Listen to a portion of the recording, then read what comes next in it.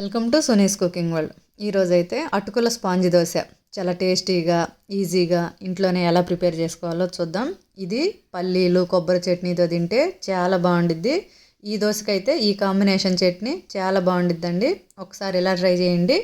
ఈ దోశ ఎలా చేసుకోవాలో చూద్దాం. ముందుగా ఒక గ్లాసు ఏ బియ్యం అయినా సరే, కొంచెం లావు నూగ్ కానీ దోశ బియ్యం కానీ స్టోర్ బియ్యం కానీ ఏవైనా ఒక గ్లాసు బియ్యం తీసుకోండి. అర గ్లాసు అటుకులు తీసేసుకొని గిన్నెలో వేసేసుకోండి.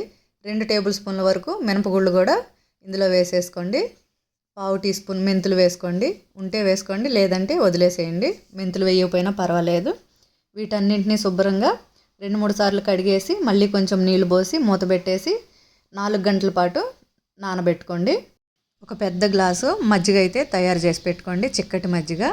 ఇప్పుడు ఇవైతే బాగా నానిపోయి ఉన్నాయి. 4 గంటల తర్వాత చూస్తే నీళ్ళన్నీ వంపేసుకొని మిక్సీ జార్లో సగం వరకు వేసేసుకొని నీళ్ళు ఏమీ పోయకుండా ఈ చిక్కటి మజ్జిగతోటి మిక్సీ పట్టుకోవాలి.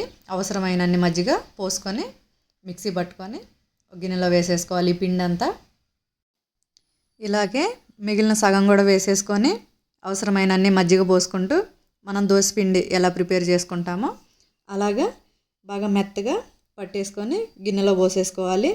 ఏదైనా అవసరమైతే కొంచెం మజ్జిగ పోసేసుకొని కలుపుకోవాలి. దోశ పిండిలాగా నీళ్ళు ఏమీ వేయలేదు, అవసరమైనన్ని మజ్జిగే పోసి పిండిని అయితే ఇలా రెడీ చేసుకున్నాను. ఇప్పుడు ఇందులో రుచికి సరిపడా ఉప్పు వేసుకోవాలి. నేనైతే తర్వాత రోజు మార్నింగ్ టిఫిన్ లాగా వేస్తున్నాను. నైట్ పిండి వేసి పెట్టి, మీరు అప్పటికప్పుడు వేసుకునే పని అయితే పావు టీ స్పూన్ వంట సోడా వేసేసుకొని పోసేసుకోండి. స్టవ్ ఆన్ చేసుకొని పెనం పెట్టుకొని ఇలాగే పెనానికి ఆయిల్ అప్లై చేసేసుకొని ఒక గంట పిండి వేసేసుకొని, పలచగా అయితే చేయొద్దండి. దోశ అనేది మెత్తగా ఉండాలి కాబట్టి ఇలా చిన్న చిన్న దోశలే వేసేసుకోవాలి. చుట్టూ ఆయిల్ వేసేసుకొని ఇంకోవైపు కూడా తిప్పేసి కాల్ చేసుకొని తీసేసుకోవటమే. ఇలాగే కావలసినన్ని దోశలు అయితే వేసేసుకోండి. దోశలు అనేవి చాలా మెత్తగా ఉంటాయండి, చాలా బాగుంటాయి కూడా. అసలు ఒకసారి అయితే ఇలా ట్రై చేయండి. ఇలాగే అన్ని దోశలు వేసేసుకొని ప్లేట్లోకి తీసేసుకోవాలి.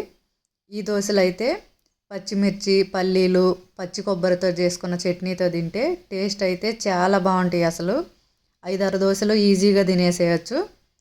చూసారా దోశ అయితే ఎంత సాఫ్ట్గా ఉన్నాయో, తుంచుతుంటేనే అర్థమైపోతుంది కదా ఎంత మెత్తగా ఉన్నాయో. ఈ కాంబినేషన్ ఒక్కసారి ట్రై చేయండి మీరు కూడా. ఈ వీడియో నచ్చింది అనుకుంటున్నాను. ఈ వీడియో నచ్చినట్టయితే సునీస్ కుకింగ్ వరల్డ్ ఛానల్ని సబ్స్క్రైబ్ చేసుకోండి, లైక్ చేయండి, షేర్ చేయండి.